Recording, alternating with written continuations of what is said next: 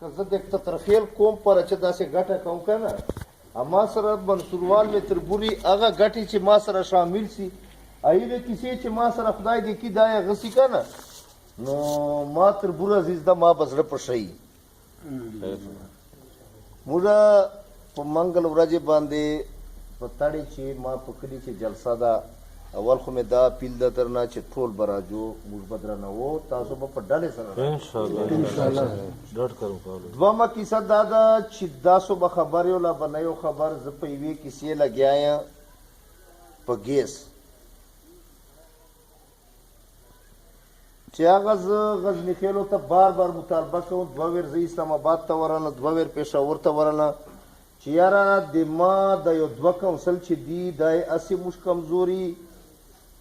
موږ د 2 کونسلو ته تترخیل منصور ته به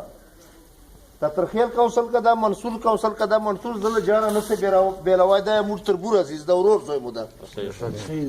دغه ته به موږ ته ګیس خامخا راکوې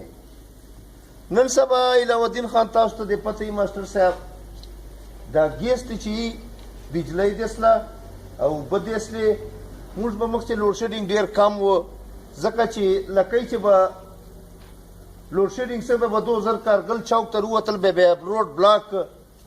مین روډ وه سیټي وه بیا بجلی چالو سله اوس موږ بله ورځ تاسو ته به پته یي دا نه اکسن پورې اکسن مو وولی 2 مو موږونه پرې کړه یو اپډې وه او بجلی مو نسو پاک کولی ځکه چې لکۍ خلک موږ سره اړتال کوي نه ولې یې نه کوي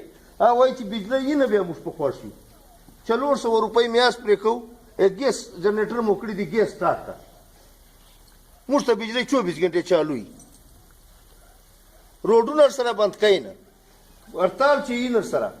نو موږ دا وویله چې زه خنانانو ته ورنه اسلام آباد ته بیا ما ورته چې خان دا تترخیل یو کلایمه ګڼه دا 4-5 ګڼه ټیک ته مخکې به داسې و چې موږ چې به داسې چې کمي زیاتي وه ما ورته ویله چې دا تترخیل داسې کوم ګڼه چې کله په اتفاق سي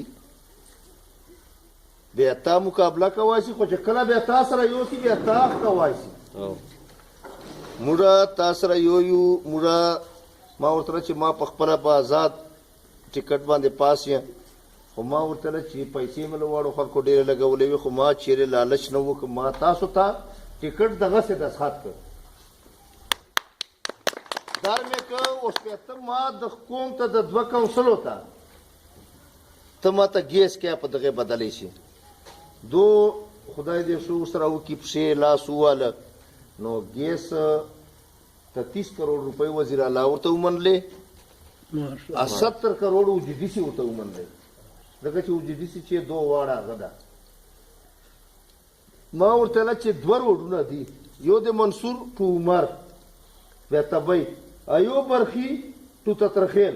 دغو 2 سړکو سره لین تلای ده ګیس وال په ما باندې شباس خیل ته له پیزو ته تېرېږي یو ایس پي د آی کوای سي ته منسټر په چپاتی زه خو سپاک سم ما ورته ویله چې خان ځکه ته کوم چې ما تا باندې شیکړه ده تا په ما نسته بیا تر سره کوم او چې زه قوم ته ګټه نسه کوی زه قوم ته سهولت نسه جوړوی داسې زه ما ورته ویله چې نه به بیا یې تر سره نه به اوس یې تر سره قوم ته به ما ورته ویله چې قوم به خوښوو قوم ته به هغه کوو نو دو ما سره خدای دې وساتي ډېره په ښه انداز باندې کیسه روانه کړه نو دې پاره مې ویله چې د تاسو ته زه نن راله د یو ځای مې کړو دا اپیل درته کوم چې سبا به په درانه انداز راځو موږ به کوي بیا ورته او یوه اواز خو یو یې که نه انشاءالله یو ځای به درځو چې بیا ډېرې زه به ورته وایم چې دا ما کوم تترخیل جونه راغلې ده اکه عمر ده اکه منصور ده زه تا نه خان ګیس غواړم چې ګیس شي نو هر څه شی سو نو سبا به موږ دغه پاره د جلسې ته په درانه انداز به راځو پرزور مطالبه به زنده کوو ځکه چې سبا به 2-3 سره کېږي انور خان به یا هشام به یا هغه به چې موږ ورته ووایو چې موږ ته به دا ګیس ډېر په ضروري انداز کې چې یو ایس پی یې کوای سي یا ته نسې کوای بیا خو تا چې خپله کمزوري ده بیا ته الیکشنان چې شته کې مې